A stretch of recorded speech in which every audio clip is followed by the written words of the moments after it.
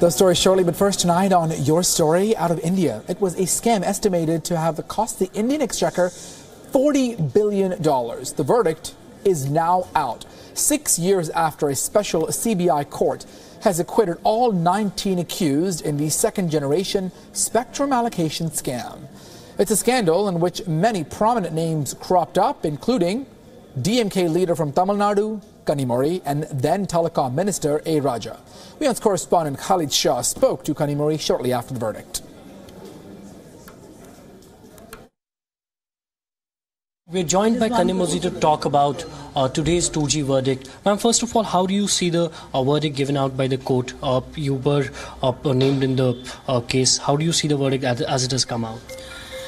So, as I've been saying, the truth has triumphed, and that is exactly what the ex-Prime Minister also told me when he called to wish us. So I think justice has prevailed. What do you think was the reason for the whole fiasco? Because this has been going on for 7 years. The entire UPA 2 was marred by the allegations of corruption. It was a larger conspiracy, and now, I mean, this is exactly what we've been saying time and again, and I think now today we've been proved right. You also gave out a statement saying that if I wanted to make money, then I would have gone into the politics much before. Make money in politics, that's what I meant. Yeah. So could you please tell us what you exactly said in that statement once again? See, I was asked to come into politics to fill a gap, and I did.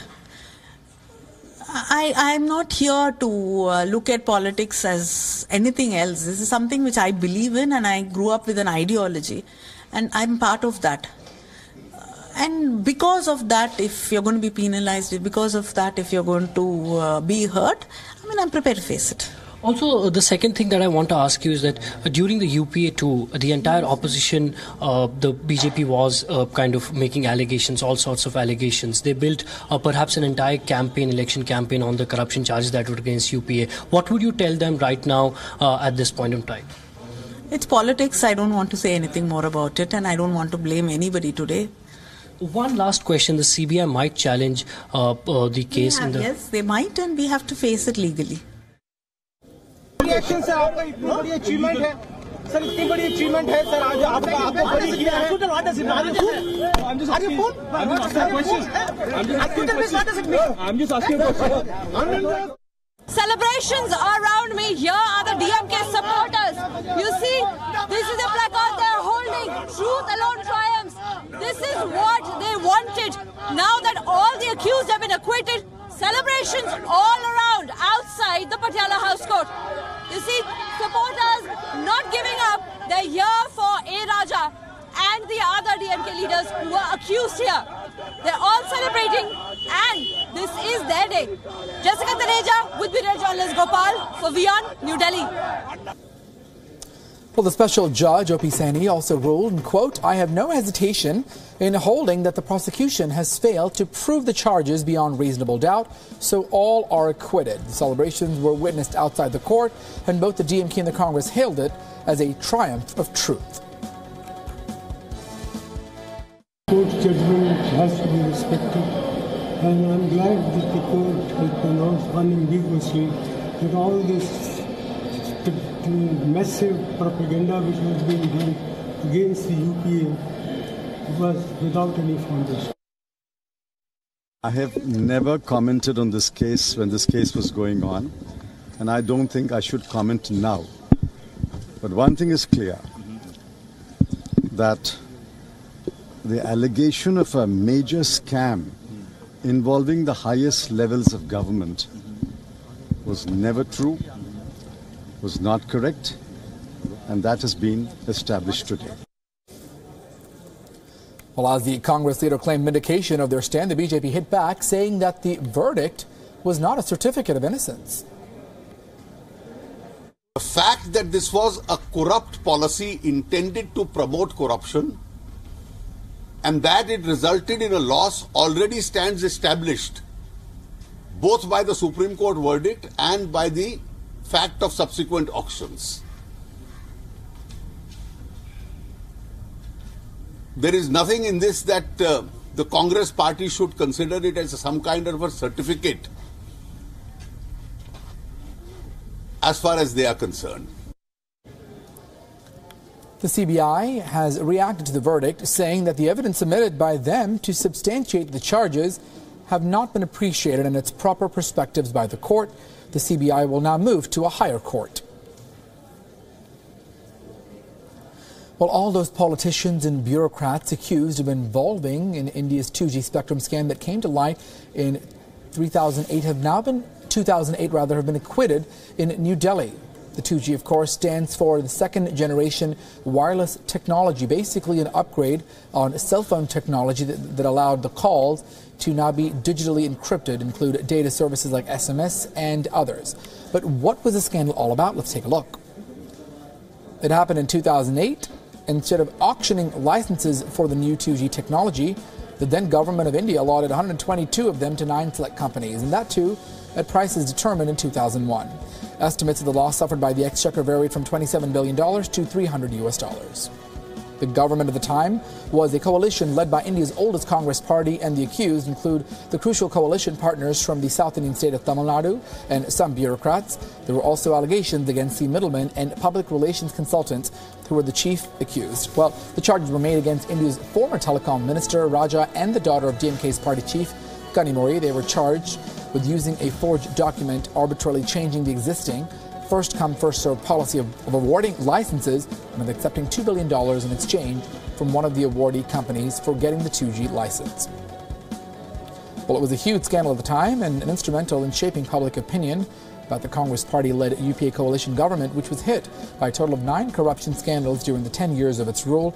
The actual culprits may have been coalition partners, but it was the Congress party that suffered the loss of face in public, especially after the embarrassing statements by some of its ministers trying to brush off the scandal as unimportant.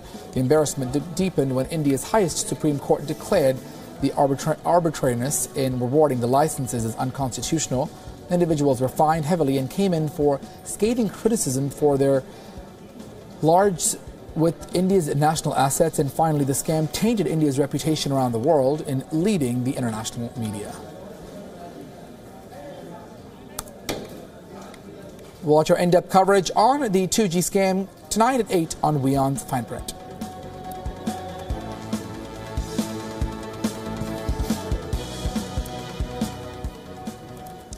Moving on now, Delhi gasps for clean air every winter. Under a blanket of cool air mixed with pollutants from crop burning, industrial and vehicular emissions, and construction on dust, as temperatures dip further this winter season. With each passing day, the concerns over smog levels continue to increase. The story this year has been a repeat of last year's, with smog levels just reaching dangerous and hazardous levels, and the solutions still remain hazy. After choking Delhi for weeks, smog is now making a comeback as winter sets in. Take a look at the air quality for this week itself. The AQI, or the Air Quality Index, takes into account the levels of suspended particulate matter. It spiked to 436, qualifying as severe on Thursday morning in Delhi. According to the Central Pollution Board, the air quality is expected to get worse.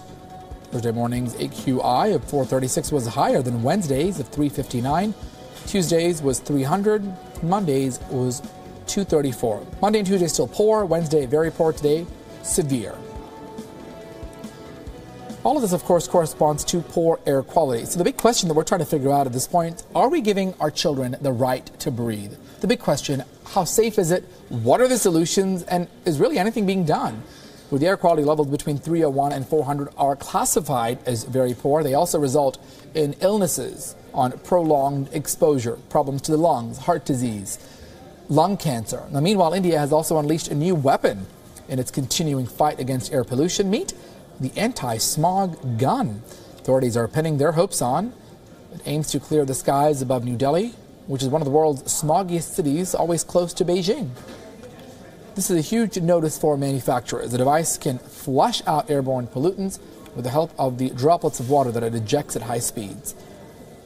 Pretty interesting, right? The tested cannon was used in Delhi's eastern part of Anand Vihar, one of the areas with the most toxic air levels and the most harmful particles, known as PM 2.5, which touched the 380 mark at Anand Vihar. It is more than 15 times the World Health Organization's safe maximum level. The cannon, which comes at a whopping cost of $31,000 to the exchequer, well, try to bring down the air pollution levels in the area, but after a brief drop, the levels remained high throughout the day. The final decision to use these machines will be taken after several rounds of testing.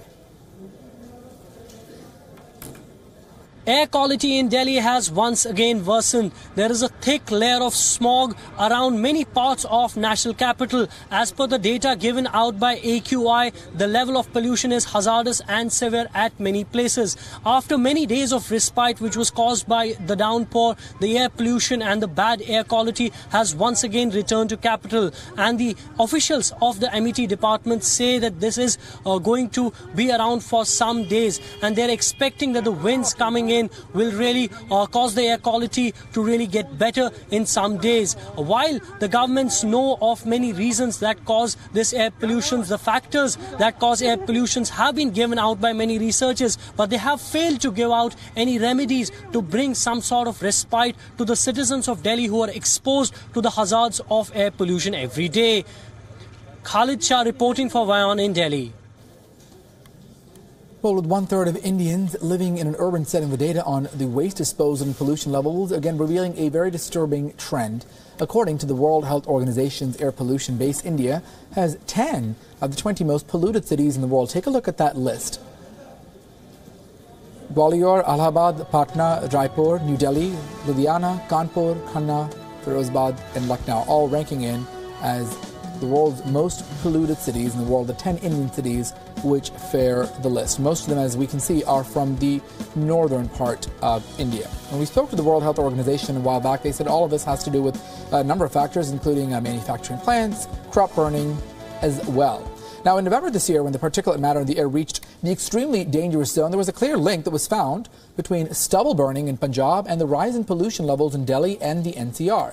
Now, according to one of the recent data that was forecasted by India's Ministry of Urban Development, Indore is the cleanest city. Indore, Bhopal, Visakhapatnam, Surat, Mysuru, ranking in as the cleaner cities. Interestingly, Delhi is on both lists. It's number 12 on the cleanest, and it's also on the worst polluted cities. Kolkata also ranking on the list as one of the most polluted cities in India.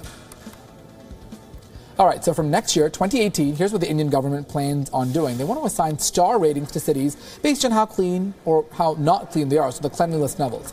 The cities will be categorized from 1 to 7 stars. Currently, Kolkata ranking in as the most polluted city in India, beating out New Delhi. This has also triggered an alert from the World Health Organization. Environmentalists and activists have also demanded immediate emergency action on the lines of the drastic measures taken in Delhi when the air quality there started dipping a month ago. But neither the state government nor the Kolkata Municipal Corporation has really done anything to react to the crisis. Just recently, smog levels in Mumbai too had mysteriously spiked. Local trains were delayed. People were left wondering about the possible cause. India's financial capital usually is smog-free because of the sea breeze. Mumbai we're talking about, but not this time. Unfortunately, didn't escape all the smog that was polluting the area. All right, to get perspective on all of this, let's now bring in a guest to get a little perspective on this. We're joined by Professor Ajit Tyagi, the former Director General for India's Meteorological Department in New Delhi. Great to have you on the program here on Your Story, Professor Ajit Tyagi. Let me first ask you, we also want to find out, are we really making it difficult for our kids to breathe? I mean, they're the next generation. They're going to be dealing with all of this. So many cities ranking up there. How difficult is this going to be for our kids, the next generation? Yeah, it's quite obvious that once we are living in a state of very poor quality of air, it's not going to affect only the children but even the healthy people are being affected. And there seems to be a widespread phenomena, as you brought it out, across Indo-Gangetic plains, and it is also modulated by the weather conditions during the winter months. So we have a large-scale background air pollution, then the weather conditions and the local pockets where air pollution gets aggravated. So there are 3 levels which is there, and it's the combination of these 3 which really makes things very difficult for common men and especially elderly people, children and the pregnant women. Let me also ask you, in terms of the solutions in sight. There was this a new device, about $31,000 to spray water droplets around the air. There's issues of crop burning. There's issues about possibly an odd even driving scheme. I mean, a lot of these things are always out there. We talk about this, but ultimately, until a solution is implemented, until it's actually ready, we keep breathing the bad air. Our children keep suffering from that, and there really is no end in sight until it gets to those really dangerous levels. What, in your opinion, needs to happen? How do we fix the bad breathing problems here and the air pollution in India? Well, it has to be not a knee-jerk reaction like spraying water in a localized locality. It doesn't help really when we have a background pollution of this scale. Localized for some time is okay, but it cannot address the problem of air pollution of this gigantic proportion. It has to be addressed holistically right from the pre-monsoon months of the October, November, when the crop burning starts. So alternate to that, which the government is now working, a mechanized way to control the residues of the crops so that they don't burn. So this is the first level.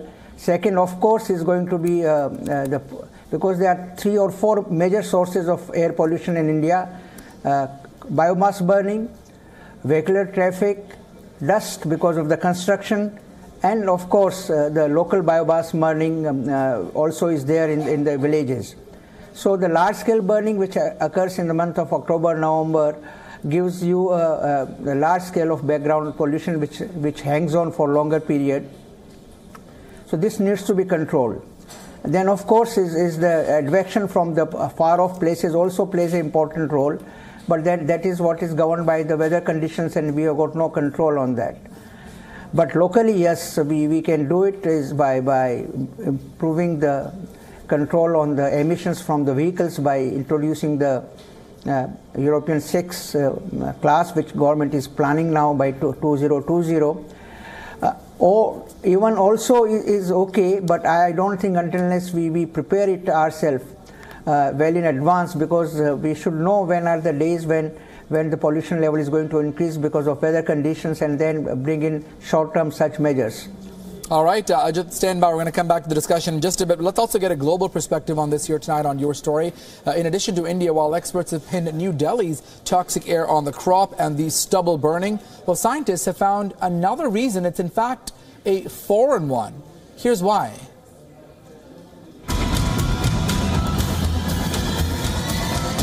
India's capital, New Delhi, has been wheezing with pollutants, from the residues of crop and stubble burning to vehicular fumes.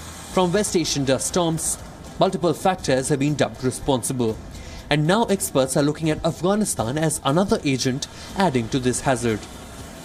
According to scientists, airborne particles from the salt mines of Afghanistan are getting pumped into Delhi air. The discovery was made when the Central Pollution Control Board tried to track the source of salt in the winds. While at first it was believed to be coming from the Bay of Bengal or the Arabian Sea, it was later traced to Afghanistan. Since during winter the wind comes in from the north or northwest, ruling out the sea salt theory. We undertook a study using the trajectory models of the US government's National Oceanic and Atmospheric Administration. That is when we found out that the salt particles were coming from those areas of Afghanistan which have large salt pans. A study by CPCB undertaken during the winter months has revealed that about 11% of PM2.5 pollutant were salt particles. Experts also found metals such as chromium and copper in the city's air. These, however, have been circled back to electroplating industries in Haryana. Last month, a West Asian dust storm was looked at as the chief trigger behind the menace in Delhi's air. The contribution of the dust storm to the city's air pollutants was 40%, eclipsing emissions from stubble burning, which were at 25%. So it seems that once again foreign factors are fueling a situation already at its direst in New Delhi. Your report, WION. All right, let's go back to Ajit Tyagi. Let's get some perspective on that. How can we possibly draw a link in terms of Afghanistan, sort of pointing the finger there in terms of what's happening in our own backyard? Is that fair, or do you think we have our own issues to deal with in terms of handling the pollution crisis to help our children breathe better? No. As I mentioned you see, the large-scale atmospheric processes which are responsible advecting these pollutants from far-off region is very much there. And this is documented very well that, yes, we do have transportation of these pollutants from one region to another. And therefore, we cannot rule out. But they are episodic. They are not permanent in nature. Like dust storm, yes, if it happens in the Central Asia, it does provides dust particles to be advected to India because of the favorable wind conditions. But then this is not a permanent feature. For some episodes, yes, if we know these things, we can forecast and take necessary mitigation measures. But as brought out, these are more of an episodic nature, depending on the weather conditions and the event which is taking place. As far as Afghanistan salt is concerned, it needs to be looked further because if that is a permanent feature, the presence of salt which gets advected to India, then it could be a cause of concern. But as far as dust storms are concerned, they are more of episodic in nature. All right, Ajit, you're getting us the very latest perspective on smog and the pollution crisis in India. I appreciate those insights. All right, now moving on, calling it bullying and blackmail, threats and blatant intimidation. Well, all of that goes hand in hand with the persona of U.S. President Donald Trump. The president has threatened that he could withhold aid to those countries that vote against America in the United Nations on his recognition of Jerusalem as Israel's capital. These nations that take our money and then they vote against us at the Security Council, or they vote against us potentially at the Assembly. They take hundreds of millions of dollars and even billions of dollars, and then they vote against us. Well, we're watching those votes. Let them vote against us. We'll save a lot. We don't care. Well, the vote is due later on Thursday and stirred speculations in New Delhi as to how India could vote. The MEA spokesperson in his weekly briefing was very careful and remained neutral. On the voting itself, I think we should just wait for the voting to happen. You will get to know in which direction we are going to vote. Well, the speculation is India will abstain to avoid spoiling relations with the United States and Israel while also reassuring the Palestinians. Also important to note is that India receives very little U.S. financial aid, only about $100 million. So what exactly does India want from U.S. President Donald Trump? Well, India has been very careful in cultivating the relationship with the Trump administration, also looking for diplomatic and political support, trying to get access to the U.S. market and high technologies, and of course, wanting sophisticated U.S. military hardware. So cultivating Trump may not be the mood in the General Assembly, where reports say as many as 150 of the 193 countries in the General Assembly could vote against the United States. In fact, the UN draft resolution is heavily weighted against a recent U.S. decision on the Holy City. All right, so the UN draft resolution on Jerusalem. Well, here's what it's all about. We're going to break it all down. The draft resolution reaffirms 10 previous UN Security Council resolutions on Jerusalem. Now, some of them, in fact, date back to 1967. It says that there is a direct Israel-Palestinian talks that must decide Jerusalem's status. All UN members must comply with these resolutions, and actions that are contrary to these resolutions are simply not acceptable. Well, the U.S. had earlier vetoed a resolution in the Security Council calling on Trump to take back his decision, the first veto in 6 years. U.S. Ambassador to the UN, Nikki Haley, did not hold back her anger over the vote either. Listen in. What we witnessed here today in the Security Council is an insult. It won't be forgotten. It's one more example of the United Nations doing more harm than good in addressing the Israeli-Palestinian conflict. Today, for the simple act of deciding where to put our embassy, the United States was forced to defend its sovereignty. The record will reflect that we did so proudly. Thank you, President Trump and Ambassador Haley, for standing up for Israel and for standing up for the truth. Ultimately, the truth will prevail. People are tired of the United States. The people that live here are great citizens that love this country. They're tired of this country being taken advantage of, and we're not going to be taken advantage of any longer. Well, for Trump, it was another opportunity to paint the superpower America as a victim. Pakistan firmly believes that the establishment of a viable, independent and contiguous state of Palestine on the basis of internationally agreed parameters, the pre-1967 borders, and with Al-Quds Al-Sharif as its capital is the only lasting solution of the Middle East crisis. In this regard, Pakistan fully endorses the OIC position reflected in the final communique of Extraordinary Islamic Summit held in Istanbul on 13th December 2017. Well, many still remain skeptical that Trump will carry through on his threat to withhold aid because of U.S. allies who are backing the resolution. Jordan and Egypt each receive $1 billion in assistance every year. Saudi Arabia, which is backing the resolution, is another close ally of the United States. It'll be interesting to see how these equations will play out.